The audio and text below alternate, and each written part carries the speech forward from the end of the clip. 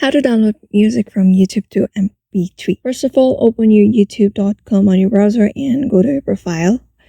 Here, tap on YouTube Studio.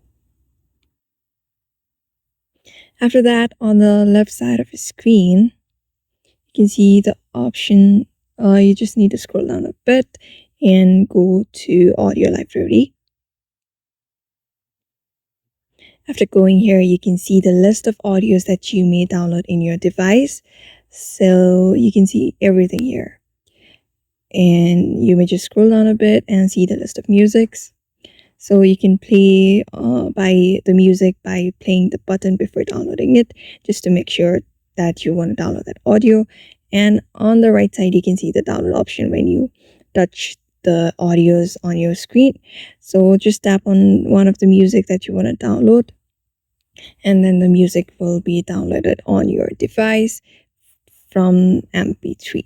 And this way you can download audio file from YouTube to MP3. So thank you for watching this video, and I hope this video was helpful.